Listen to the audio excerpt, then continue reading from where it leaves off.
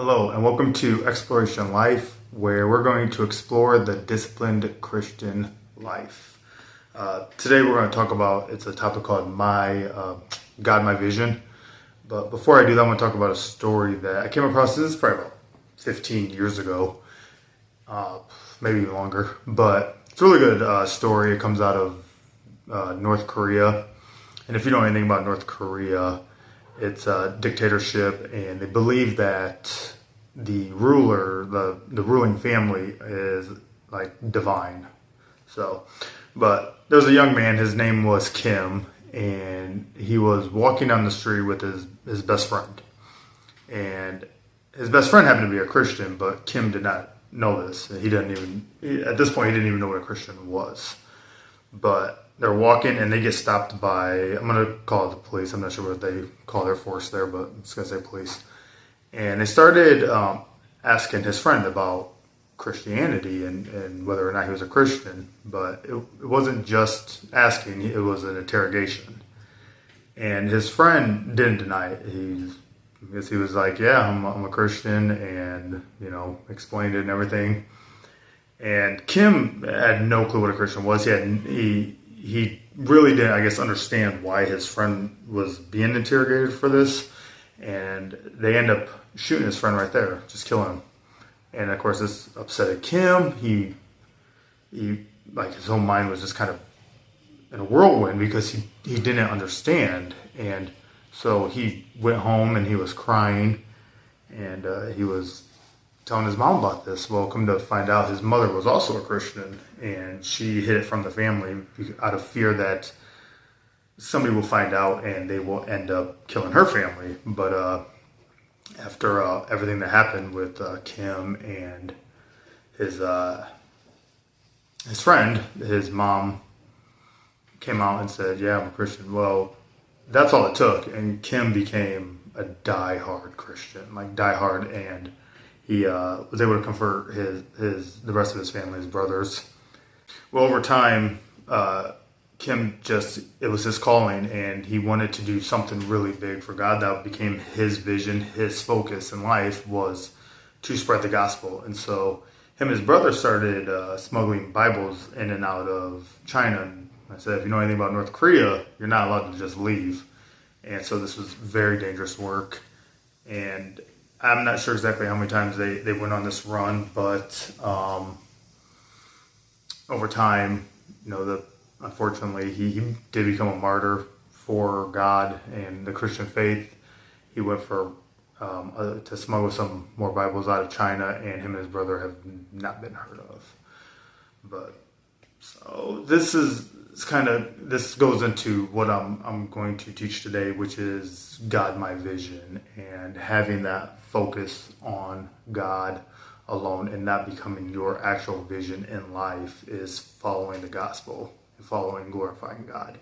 So the first, the scripture I'm going to be reading out of is Hebrews 12:2, and it says, "Let us fix our eyes on Jesus, the author and perfecter of our faith, for the joy set before him endured the cross, scorning its shame, and sat down at the right hand of the throne of God." And a couple of things in this verse I want you to pay attention to is be fixing our eyes, author and perfecter, joy set before him. So the first thing is fix your eyes on Jesus. What does that mean? Does that mean I'm going to look at Jesus? All right. Oh, there's Jesus. No. To fix your eyes on something, right, is to study it, to understand it. Okay, so when we're told in Scripture to fix our eyes on Jesus, that means to focus on Jesus, right? And to study him and to understand Jesus, everything he does. Why does he do it this way or that way? And to have total understanding of who Jesus is. So when I follow Jesus, I'm not just passively looking at him. I'm focusing on him. And then over time, what that fixing your eyes on Jesus is going to do is it's going to produce trust. All right. So I'm not just going to focus and fix my eyes on Jesus. I'm going to trust him. And that trust is going to produce two things for us. It's going to produce a deep, meaningful faith. So what that means is I'm not just going to be a Sunday Christian, right? I'm going to go deeper, right? I'm focusing on Jesus. I'm focusing on what he's doing. I'm focusing how to take my life and perfect it, right? Like Jesus Christ. So we're going to take that and we're going to go deeper in our faith, all right? So deeper than just even maybe reading scripture, but understanding that scripture, right? Everything in our life is going to focus on Jesus Christ. Second, it's going to have meaningful reliance on God, because now my trust is in him, right? Now my trust is in God. My trust is in Jesus Christ. And so what that's going to produce is meaningful reliance on God now. Everything in my life, I'm going to rely on God for. Everything that I do in life, where I go in life, who I want to be in life, that's all going to be reliant on God and God's wishes for me. Okay, so an illustration here is, my wife, I've been married for 25 years, and I don't just, I just don't see my wife as my wife. Like I fix my eyes on her. I have faith that she's going to be faithful to me. I'm going to be faithful back to her. I'm going to trust her with everything, right? With not just my finances, but also trusting her that, she's going to be an amazing wife to me. I'm going to be an amazing husband to her, and we're going to have a trusting relationship, right? It's not just, so if you think of relationships in life, it's kind of like a circle, right? So the bullseye, right? That's going to be, my relationship with God, and that's going to have an amazing amount of trust in it. And then my wife is right outside of that, because God always should come first in your relationship, but that trust in her is going to be way more than, say, the outer circle of that, which would be my family, my siblings. I love my siblings and I trust them a lot. But even outside of that, then you're going to have coworkers, or you're going to have friends, or you're going to have whoever it is. But that trusting relationship with God is going to be a lot different than any other person, that's in your life. I expect my wife to always put God first before me, but that doesn't take away the fact that me and her have an amazing, deep relationship. Next, we're going to look at the author and protector of our faith. What is that? What does that mean? So an author, right? So that's a source. So Jesus Christ is not only the Son of God and our focus, but he's also the source of our faith. It's who this scripture is based on, right? And so God is the Word, Jesus is the Word. So God is our author, right? And he's also the perfecter. What does perfecter mean? That means he's without fault. So not only is he the source, but he's the perfect source for how we should conduct our faith, right? If he's the perfect author, right? The author without fault of our faith, and we're a Christian, we should model ourselves after Jesus Christ, right?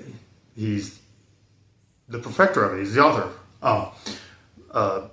When I was in college and I would do a paper on a subject, right? What would I do? I would go try to find a source that was, either word from, they created this source, or at least people that are highly educated in that source. I want to go to the best source, right? To conduct this subject matter, to understand it, to learn it, so I can write my whatever essay on it. So same with Jesus Christ, right? He's our perfect author, right? He's our Word.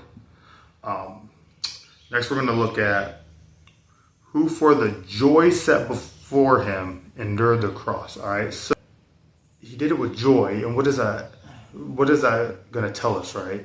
Is that his focus was on the big picture, right? The bigger picture of sitting at the right hand of God.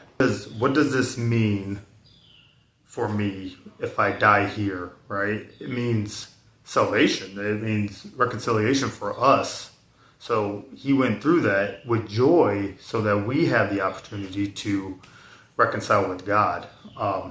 So kind of going back to Kim, like Kim never lost focus of the big picture, which was, I'm going to spread this gospel for my God, even if it costs me my life. Now, the majority of people around the world will not lose their life for Christ. Now, I myself will most likely not lose my life, right? But it doesn't change the fact that the big picture that is spreading this gospel, helping people understand who Jesus Christ is and what he did for you and how we should conduct our life if we are Christians. He never lost focus either. Jesus Christ had focus the entire mission. If as you read the Gospels and as I do more videos of this, I'll show that more. But he never lost focus. His entire identity as God's Son was to fulfill this scripture, was to fulfill that focus. All right. So just like we fixed our eyes on Jesus, well, Jesus Christ fixed his eyes on the mission for God, and that was to ultimately give up his life for us. He also trusted God during the crucifixion, and that's a huge thing to kind of point out too, because not only was he up there being crucified, but he trusted God. He's trusting God that as he's dying on this cross, that he's going to end up with God at his right hand. I give myself into your hands. So he never lost focus of his mission at all. So what is the big takeaway? Everything begins with Jesus. All right, he's our example when we approach anything. When we're whether it's a new career, whether it's employees that we maybe not get along with, everything in our life from A to Z should be to approach it through Jesus Christ. Okay, that's our focus. Everything begins with Jesus. When we're taken out of this earth, everything ends with Jesus, right? So that's where our salvation is. That's our example of our faith, how we should conduct our faith, how we should share our faith. Everything that we approach is through Jesus Christ. And number 2, never lose focus on the big picture. And what's the big picture for us Christians? That's glorifying God in everything that we do. Right? God is who our vision is. God is who our focus is on. 2, reconciliation to God. So if you're going to follow God, you're going to need to reconcile with Him. Right? You're going to need salvation. That's where Jesus Christ. That's where Jesus Christ comes in. That was his purpose in life. So glorifying God. Number 2, salvation. And number 3, make sure you spread the gospel.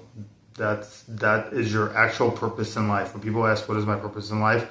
Whether you're a Christian, whether or not, everybody's purpose on this life is glorifying God, salvation, and spreading the gospel. So if you're looking for meaning in life and purpose, that is exactly what it is. So what is maybe a question that we could, ask ourselves throughout the week? How can we better approach relationships throughout this week? All right, thanks a lot.